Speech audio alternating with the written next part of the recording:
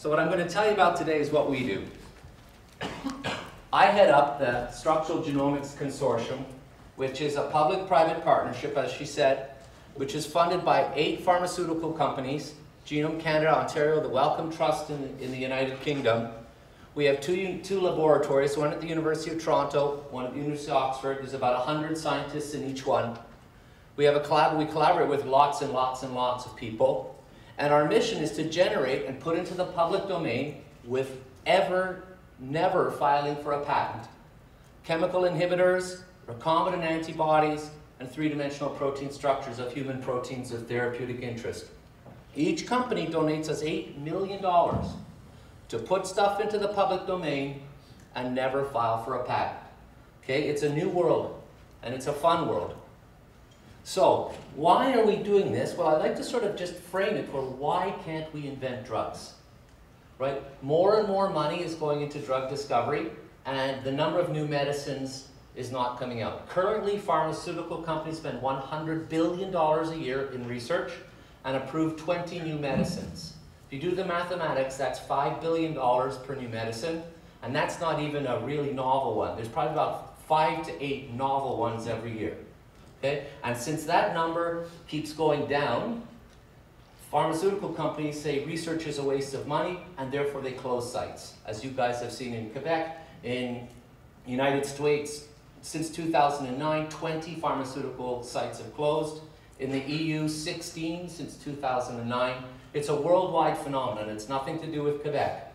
The pharmaceutical company says investing in research is a waste of money. But why? Why can't we invent the medicines? We spend literally hundreds of billions of dollars. Look at you, you're very, very smart. We discover things every day. What's the disconnect? Why can't we do this? Well, it turns out all of our beautiful ideas in test tubes, when we finally test them in a human being, new ideas, 19 out of 20 don't work. And to get to that point, so-called proof of concept, it costs about $50 million in 7 years. Okay? So that is the terrible part of drug discovery. It's not that we can't make molecules, it's we don't know what to make them to. And when we have a great idea and it works in our test tubes, it doesn't work in man. But why? We seem to know a lot. What's the problem? Well, first you want to not blame industry. This is drug discovery. Ideas and science happens in academia. Supposedly it's supposed to be translated through the industry, and then the healthcare system is where it's tested, the doctors and the hospitals and nurses. The size of the circles is the amount of money going into each sector each year. And you'll notice it's a pretty big circle, right? And it's actually equal in size to pharma. And so, ideas flow from here to here, back to here, tested in the clinic, back and forth. And so when we're not making new medicines, it's just not fair to say it's their fault. Because most of the money is spent elsewhere, and it's a part of an ecosystem. It's a financial ecosystem too, because who funds this? This isn't normal business. It's not like a television that you can choose to buy or not. These are medicines that the government pays for, and it's almost a human right. And the government spends most of the money in academia. Labor-sponsored funds fund biotech.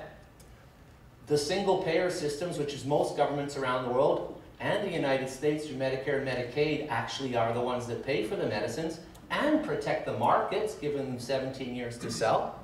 And of course, the biggest investment in drug discovery, in Canada, it's $160 billion a year spent on the healthcare infrastructure that supports all these clinical trials. Citizens, you and I, out of our pockets, we also play academia, the so-and-so school of pharmacy, there's lots of money that goes in. We also pay through the National Cancer Institute and the Terry Fox, that funds. We invest in VCs, we invest in pharma, and of course, again, there's big buildings and hospitals. The lesson is it's not simple. And of course, I'm making it oversimplistic in these little circles, but you can't think of this as it's IBM, it sells computers, there's competition, and you can choose to buy it or not, right? And the government has no role in it. This is much more complicated because it's an intertwined interaction. Now, interestingly, I say that the academia and pharma is the same size. Well, actually, it's not. Because the amount of money that pharma spends in the preclinical research is only 1/3, it's about $30 billion. So if you're talking about the experimental stuff that we all do, the stuff you heard about this morning, the pharmacology, academia spends 3 times more than industry. So who should be helping invent medicines? Should we say it's their fault, or should we start taking a bigger role? Now, why aren't we doing it? Why can't we help? Why do these things fail? You think it's inexplicable. We seem to understand a lot. The problem is how we do research in academia. On this axis here are the 518 kinases in the human genome. These are drug targets. They're fantastic signaling molecules. Everyone has a name. So you can go into PubMed from 1950 to the present and ask how many papers are there on each kinase, where the kinase is mentioned in the title and the abstract or the keywords. And that's the black bars. So you can see that we get billions, hundreds of billions every year, and most of it is focused on 10% of the kinome. The genome, apart from all the other things it did, it really let us quantify how much work we do on certain things. You can't do that in astronomy, the stars are infinite. You can't do that in chemistry, there's 10 to the 80 molecules to make. With the genome, it's there, and we can do this kind of analysis, and it's kind of scary. Now you might say, professors will try to argue, we're so smart that we knew the important ones. But then you do RNAi studies, or you do deep sequencing of cancer, and you find out that the kinases that are very important for interesting biology don't overlap with the ones we're working on. These are largely historical. And it's nobody's fault, remember. It's perfectly explicable, because if you write a grant, as the students will in about 4 years, you'll be writing them, the first 3 pages are background and significance. How in the world do you write background and significance for kinase 401 where there are no papers? How are you going to explain to the reviewers that you should get money to work on it when you can't explain why? Whereas if you work on kinase 20, you can tell a great story. Right? So-and-so knocked it down, the mouse did this, and the mouse and the cells did this, and I predict this, and you draw balls and circles, and this upregulates that, and you'll get your grant. You'll get your grant because everyone around the table works on that protein. And, oh, that's a very important protein. We should fund that one, right? And if you work on this, you'll hear the word fishing expedition. It's not elegant. It's not elegant to work down here. It's really elegant to tell that story, right? And we get funded on stories. You hear people, we need to write a good story in the paper. It's a story, right? It's sort of strange, right? We should be in literature. The other interesting thing is that why do we go into science? And it's a human nature to be accepted by peers. You want to get invited to go give a talk in Barcelona? Don't work on kinase 401. No one on the organizing committee knows about it. No one cares about it. They all work on kinase 20. You want to get invited to Spain? Work on kinase 20. You're there. It's a serious problem, and unfortunately it's not getting better. What I've done is I've looked at the very same, but flipped the graph on its side. And here you have citations. Kinases ranked by hot before the genome. And this is the paper by Manning that said, here's the human kinome. Here's 5 years after, here's last year. I looked at the pattern. Look at the pattern. The numbers are different. Of course, I normalized because there's way more papers here than here. But you can see we're not changing that much. In fact, 2/3 of the papers on kinases in 2009 were on the kinases that were hot in the early 1990s. You heard that I work for Roger Kornberg. Roger Kornberg was quoted once as saying, scientists, we like to fondle our problems. And we don't like to let go. Right? You see, you work on the same protein, and there's always something interesting about it, and you work on it, and your students work on it. They get their own labs, and they work on it. And you have a little community, and you have a meeting on that protein, and it's all exciting. I'll go to Crete, and you get together on that protein. And no one's working out here. Right? Now you put a molecule into man, and you come to me, and I say, trust me. I know how human body works. Take it. Because we've gotten convinced, the Harvard professors with the low bow ties and the lab coats have told you they know a lot, of course, about this tiny, tiny, tiny little area. But the real proof of understanding is when you try and intervene in a human and it doesn't work. So they can't be right no matter how smart they sound. And it does affect industry as well. But here's one example out of many papers. This is February, Nature Genetics, 2 kinases mutated in cancer. 40 years after Nixon's war on cancer, probably $2 trillion have been spent on cancer research in the last 40 years. And that's where that kinase is. How did we miss it? Because of course it wasn't important. These are the important ones, right? So the evidence suggests 2 ways. The new genes are being discovered by genomics efforts, they're out here. We go into man with new medicines, they don't work because we don't know anything. So you say, well, maybe industry can help, but no, they can't because they have different sociological constraints. So look at this. This is patenting from the last 3 years. Take a step back. Don't look at the details. Doesn't the pattern look sort of the same? And remember these, a lot of these were 1990 specials. And we're still publishing on them, so they're still working on them. And the same thing, industry they're justifiably data-driven organizations. Justifiably, they're going to invest $10 million in a drug discovery program. You better be sure you want to know the target and the disease indication, etc. Where do they get that? The academic literature. Who do they talk to? The key opinion leaders, the Harvard guys with the bow ties, right? Everyone talks to the same Harvard guy with the bow tie, though, and you start working on the same stuff. And as a result, where do we as society is the biggest bang for the buck? Where is the innovation? Where are we going to get cures for Alzheimer's and schizophrenia and all the diseases that we really want cured?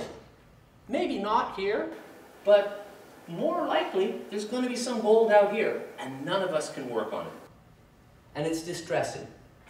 And so this was the driver for the SGC. What we started to do is how can we get to the unknown? But first you've got to know how we're going to do it.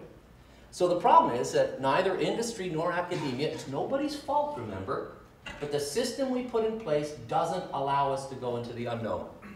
And that's in part the way in which we reward scientists and get our recognition. We get our recognition by our friends telling us what a good job we're doing. Well, if we're working alone, they're not going to tell us that. We have to work where other people are working, gain your credibility, be a little super stud in that little area, and you go home feeling good. You're not helping anybody, but you feel good because all your friends tell you you're good. And industry does rely on us to be innovative. So can we do anything about it? This is the important thing. So Tim Wilson and a friend of mine at Glaxo and I said, let's look back at some historical trends to see if we could change this.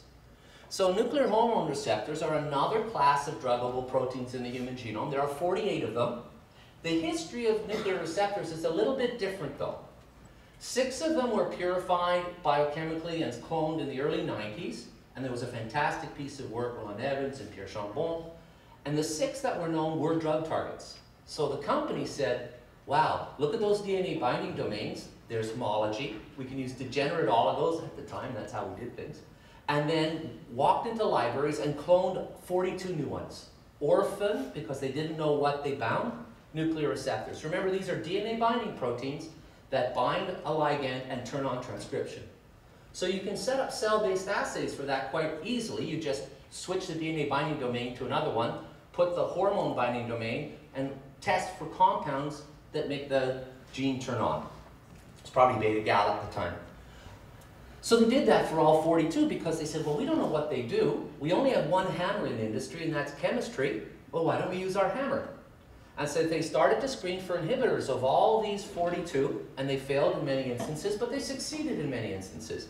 And sometimes they took them from a hit to a lead to a clinical candidate, and soon realized, well, darn, we don't know any biology. How are we going to find out about the biology? So they got their lawyers, and they made secrecy agreements and handed it out to a few professors. And they got some information back, and it was all tantalizing. And then other professors started to hear about it, and they kept writing Glaxo, could I please have them? Could I?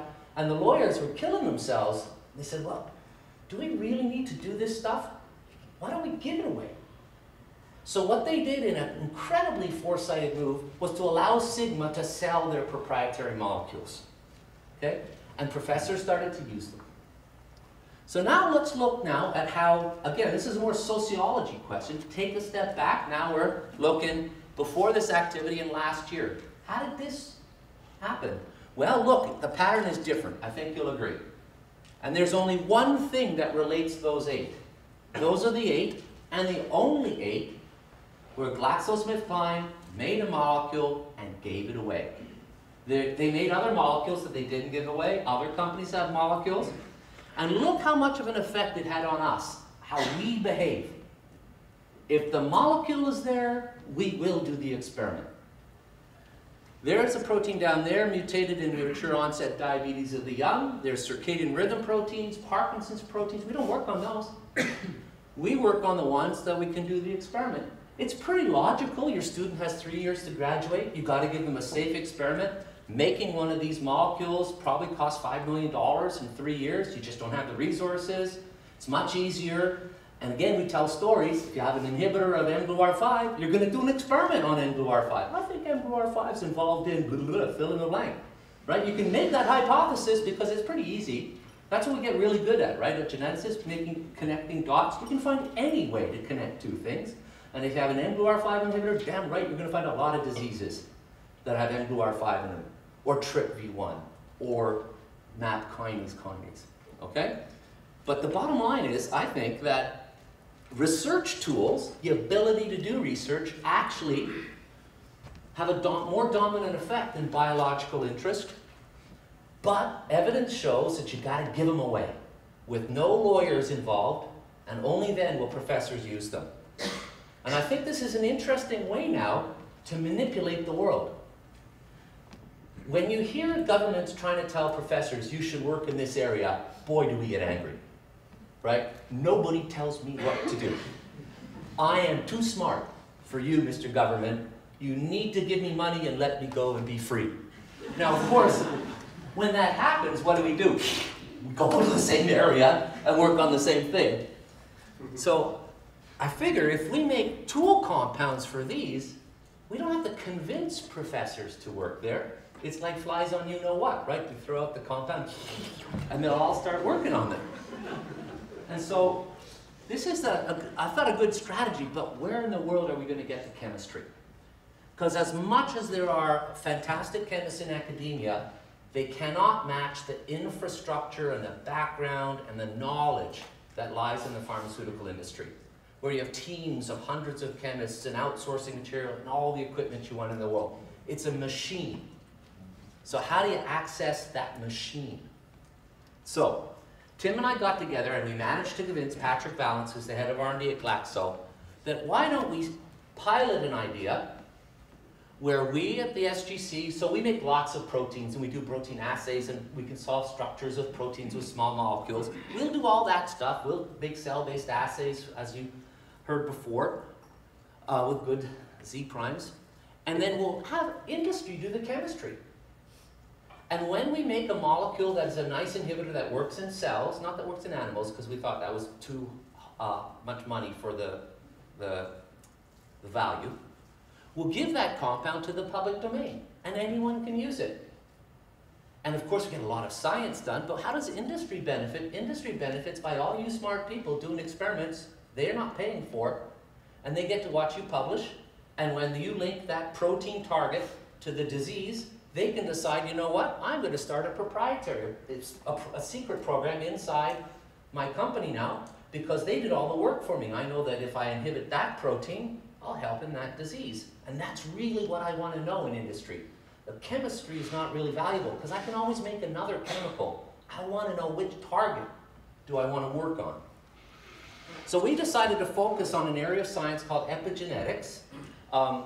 And largely, epigenetics, of course, as you probably know, when a liver cell, skin cell, they have the same DNA. When a liver cell divides into two baby liver cells, how did they remember they were liver cells? The DNA, why didn't it all become a skin cell?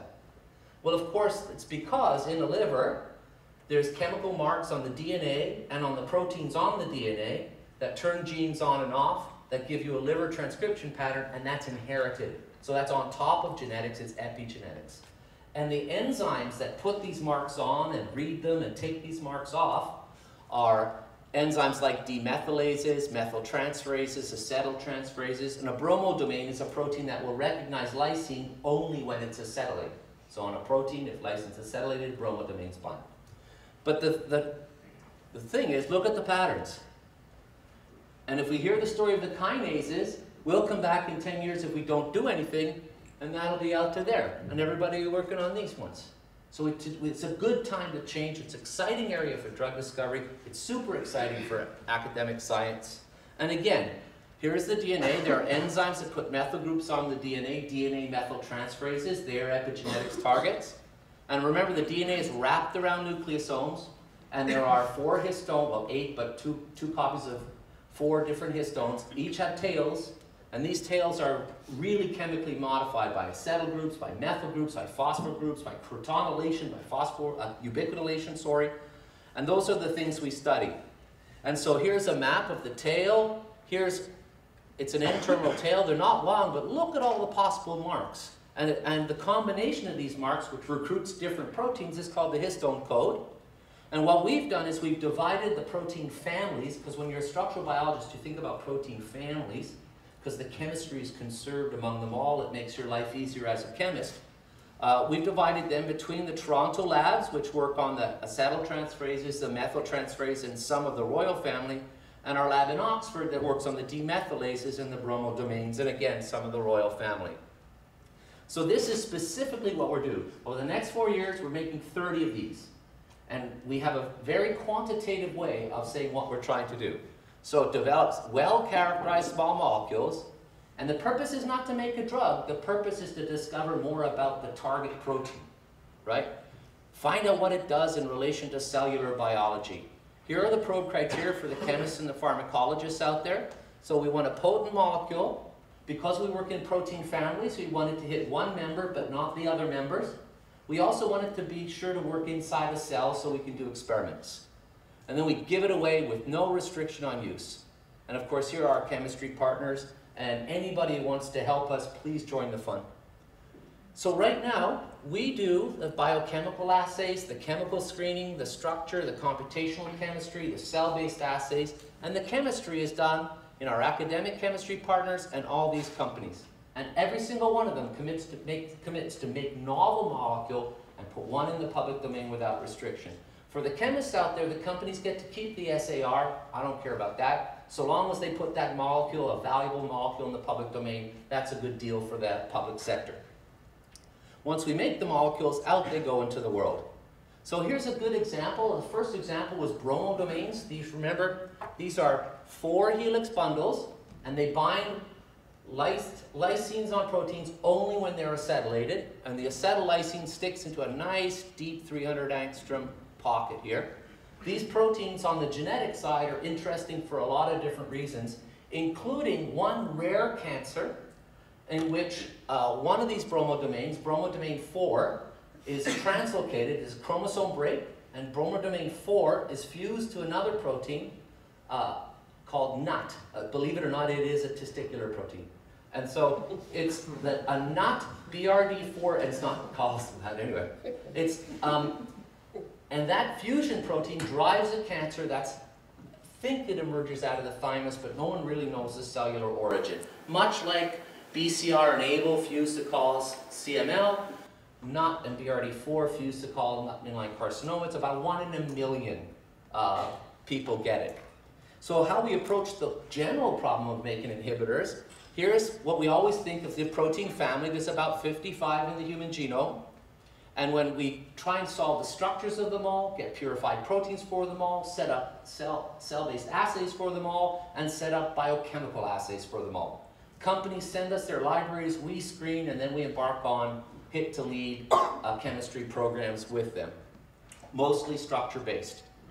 And one of the first examples of a success is an experiment that we started, Panagis in the Oxford lab. He was a postdoc, and he's in Steph's lab, and they collaborated with a doctor at the Dana-Farber, whose name is Jay Bradner, and Jay was caring for some of these midline carcinoma patients.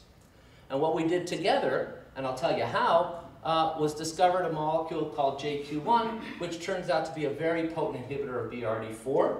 And when we looked at the cancer, which we put into a xenograft, it knocks the cancer dead. Okay? And we published that. So this is the history of it. In fact, JQ1, for the chemists out there, you know that the number refers to the number in your library. Well, how many people with one try could make a potent selective molecule? Okay, 0. The reason we could do that is that GSK told us about a patent that Mitsubishi had published and said they had done a screen, they found an interesting molecule that bound to BRD4, and they didn't know what to do about it because no one knew anything about BRD4. They published the patent. GSK, it was all in Japanese. GSK read it and go, hey guys, there's a very cool idea here. You guys should do it.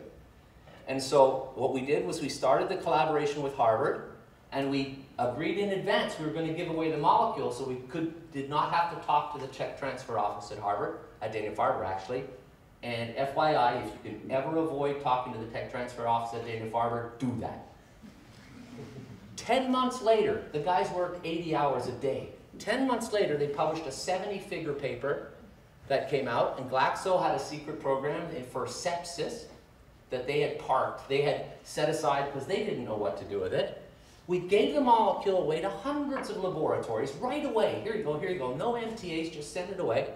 And other people used that molecule to link the target to 2 cancers which are much more abundant than midline carcinoma, multiple myeloma, and amylogenous leukemia.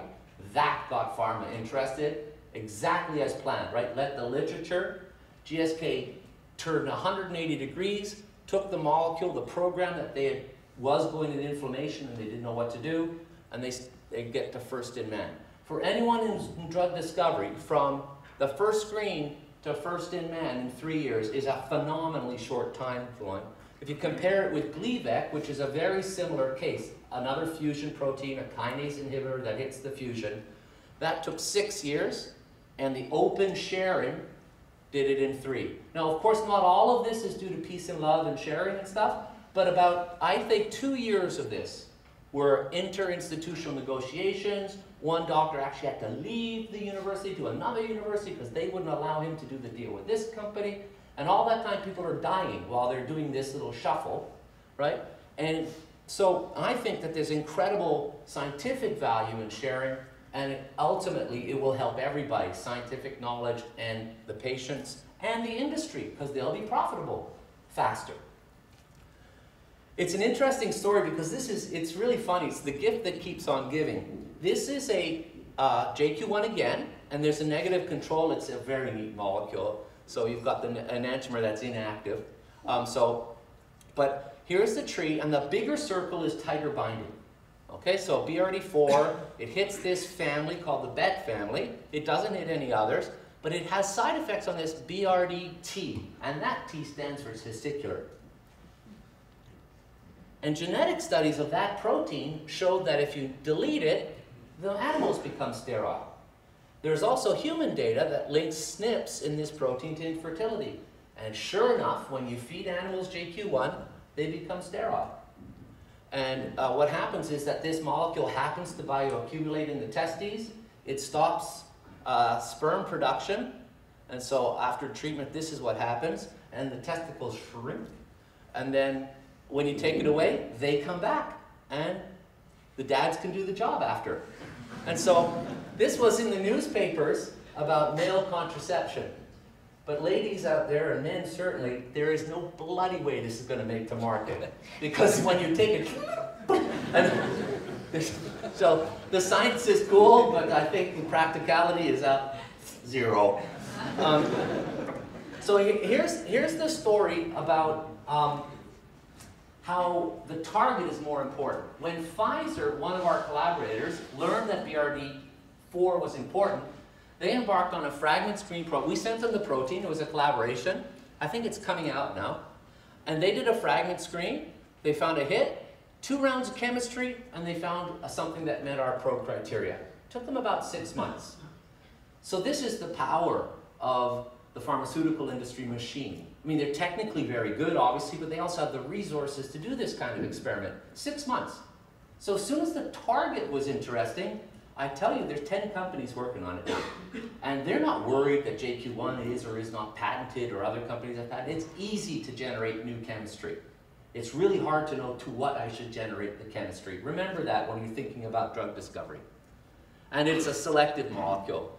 We also collaborate, we have about 40 of these collaborations going on right now with all the companies. One that was just published is with Dave Wilson at GSK.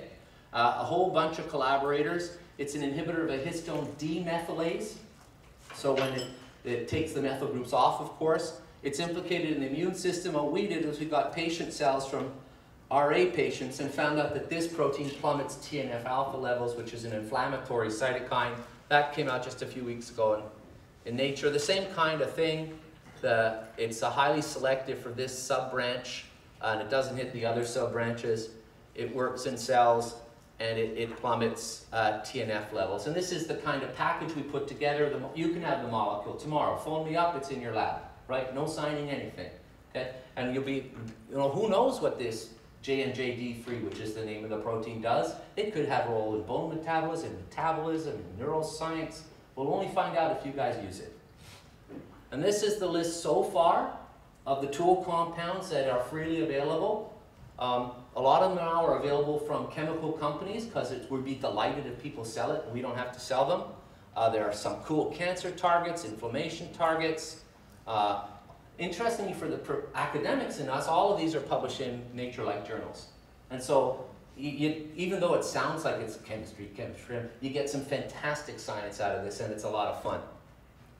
And here's the state of the art of the program. So last year, the dots represent ongoing hit-to-lead programs. The circles are the colors of the kinds of proteins, so acetyltransferases, demethylases, and you can see with the joining of all the companies, it's turned into quite a robust early-stage drug discovery program where the bottom left is where it starts. Hey, let's work on this protein. As the chemistry gets better, as the cell biology gets better, and when it hits our probe criteria, it's in the top right and we make it available to the world. But, okay, so that sounds pretty exciting, doesn't it? I mean, we're making molecules, companies are sharing, we're singing Kumbaya, and we're doing all stuff. But there is a slight problem that this competitive nature of us causes. So drug discovery is, in fact, unpredictable and expensive. We go in a man, we still don't know what's going to work. It starts with target. Let's work on this target, high throughput screening, selecting a candidate, doing your talks and your phase 1 studies, and then when you finally get to your proof of concept, does it work in the patients with the disease? Oops, no, and it costs a lot of money. That's pretty bad. Imagine all the scientists who work in industry, and you can talk to them. How many have actually worked on a drug? And you'll see them. You go into industry wanting to make a difference, and you ask how many have actually worked that made a medicine, and hardly any. And it's a shame because they're really smart people, and they keep working on this. But what's really, really distressing is that the same protein is being worked on in every company. The same Harvard guy goes around, they read the same papers, they all have the same ideas, and they all work on the same thing. So that's a horrendous waste of money, but even worse, think about it. Let's imagine it's a breast cancer program. When you get on INDs, when you get on new medicines for breast cancer, you have failed the current regimen, right? You're in your last 3 months' life, it's almost a give-up scenario, so you get put on the new drug, okay? The ladies who are on it are taking a risk, of course, but they think, hope against hope, it works. But also, if it doesn't, I've helped. But in fact, that's not quite true. Because if Merck's the first one that fails, Merck's not too keen on telling everyone why it failed. They may say it failed, they may give some hints it failed, but not enough data to stop Astra and Pfizer and GSK. And by the time the second one doesn't work, now we know it's not the chemical, it's the target. We're having ladies getting poisoned to death, all down here. And it's no one's fault. This is the system we put in place to do drug discovery. It's an idiotic system. If you were to invent it now, you'd never come up with this, but this is what's happening. So you have, the problem in drug discovery isn't the smartness of people, isn't it our ideas, it's the systems that make us do stupid things. So why do we have to do this is the question. See, I'm lucky enough now. I've got a lot of the pharma heads of R&D in my room, and we can talk about things. Maybe we can do things differently. Why, I asked the question, why should 20 companies and universities, because universities are getting into drug discovery too, and let me tell you, we're working on the same targets that pharma's working on. Why should we all spend our money on the same ideas when we know 95 out of 100 are going to fail? Right? It sounds cool and competitive, but it's dumb. What if we took the same amount of money and went to this side of the curve and spent it on 20 novel targets, one each? Think about the amount of knowledge that we gain as a society. How many more validated targets would we bring to industry? They'd be more profitable, patients would be saved, and we'd learn more science. This makes sense. So we're coming up with an idea, and it's going to work. We're going to form, and it's a dumbass name, and I'm not even going to tell you what it is, but anyway, we're going to form a public-private partnership to test new targets that we absolutely know no one's working on, and we're going to take it from target to proof of concept in the open, sharing all the data without filing for IP so anyone can use it. And if we do that, the knowledge will be amplified, patient safety will be saved, scientists can work on the problem, and industry is keen. I've spoken to very many senior people, they do it, but they want someone to lead. And the United States won't. The NIH is they've got these rules. If you belong to the NIH, you can't even hold shares in a company. They're so nervous about lawyers and stuff. Europe can't do it. You take one step in Europe, you got to get the Latvian minister and the Lithuanian minister and the Portuguese minister all to sign up to the agreement. You can't do it. Canada can though. And so, you know, I think we are, through this model, really thinking about new ways to help the world discover medicines, and even pharma, which is a really IP, a patent-driven ecosystem or whatever. They're buying into it. And I think if we can push this to a proof of concept, I think it can work as well as benefit other sectors of the economy. But we need Canada to lead, in my opinion. So, you know, here's this curve. We can know what's going to look like in 5 years. I say let's let these doorknobs work there. And why don't we spend our time here? Right? If we spend $1, are we going to spend it being the 100th dollar on the same problem, competing with the Americans and the EU? We may feel better, we're competitive, right? And we may beat the person by 1 month, right? Or we could be the first people to work in a whole new area. Because in reality, right now, if we keep going, if all of us, if everyone in Canada got hit by a bus tomorrow, it would not affect world science one bit. Every experiment we're doing is being done elsewhere. We all look at the same literature. There's a lot of smart people out there. Guaranteed, every one of us is in a race with somebody because we're doing the exact same experiment. Now, we win sometimes, we lose sometimes, but in reality, if all of us disappeared, the same stuff would happen.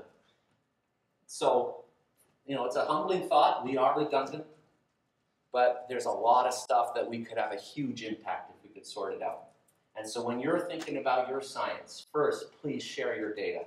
Second, think about this. I mean, it's hard because the system doesn't help. You know, as much as you want to work on this, the grant system won't let you. As much as you want to publish a paper down here, the peer reviewers will nail you. It's not important, right? So it is hard. I have to play this system. You have to play this system. But if you can figure out a way, if you get a list of proteins from your microarray that look cool, choose the one that nobody works on. Right? Don't choose the one that everyone works on. Because, oh, I know something about that. I'm going to work on that one because everyone's going to work on it. And then if you want to help us out at the SGC, just let us know if you have any interest in epigenetics or kinases, which are our two areas, and contact us and think about either you can come work with us or your lab in Sherbrooke or come collaborate with us. We're very open because I think if we can figure out how to way to work out here, we can make a huge difference. Thanks.